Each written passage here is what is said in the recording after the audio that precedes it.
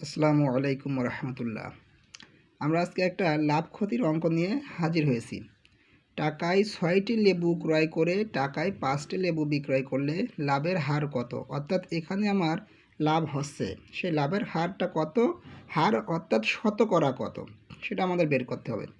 তাহলে এখানে টাকায় 6টি অর্থাৎ 1 টাকায় 6টি লেবু ক্রয় করলো, আবার টাকায় অর্থাৎ 1 টাকায় 5টি লেবু বিক্রয় করলো। তাহলে এই রিলেটেড যত অঙ্ক আছে, এখানে ডিম হতে পারে, লেবু হতে পারে, আম হতে পারে, কলা হতে পারে, আমরা সব সময় একটির ক্রয় মূল্য আর একটির বিক্রয় মূল্য বের করে নেব। তাহলে প্রথমে আমরা ক্রয় মূল্যটা বের করি। তাহলে ছয়টির ক্রয় মূল্য পাচ্ছি কত? আমরা টাকা, অর্থাৎ 1 টাকা।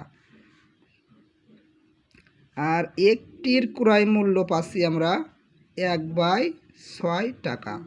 ঠিক একইভাবে আমরা বিক্রয় মূল্যটাও বের করে নেব একটির।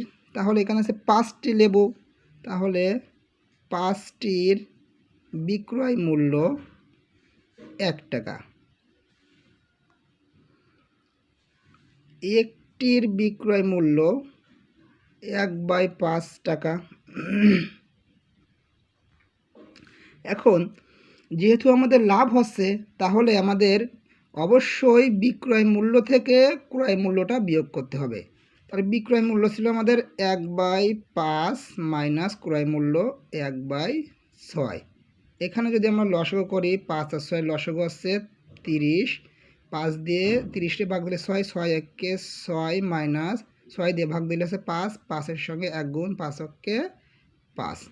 তাহলে ফাইনালি আমরা পাচ্ছি 6 থেকে 1 বিয়োগ করলে 5 বিয়োগ করলে 1/30 এত টাকা। আমরা লাভ পাচ্ছি কত? 1/30 টাকা। এটা কিসের ওপর লাভ? এটা আমরা যে লেবু ক্রয় বিক্রয় করলাম সেইটার লাভ। এখন আমার প্রশ্ন এখনও শেষ হয়নি। প্রশ্ন বলল লাভের হার, অর্থাৎ আমাদের শতকরা লাভ কত।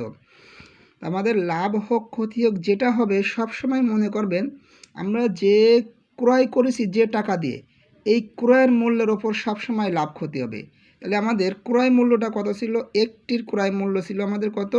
1/6। 1/6, তাহলে এই টাকার ওপর লাভ হচ্ছে আমাদের এত। তাহলে এবার আমরা লিখব অতএব 1/6 টাকায় লাভ হয়, 1/6 টাকায় লাভ হয় কত? 1/30। 1/30 টাকা। তাহলে 1 টাকায় লাভ হচ্ছে আমাদের কত? তাহলে 1/30 ভাগ 1/6 বা 1/30 গুণিতক 6/1। এখন 100 টাকায় আমাদের লাভ হচ্ছে কত?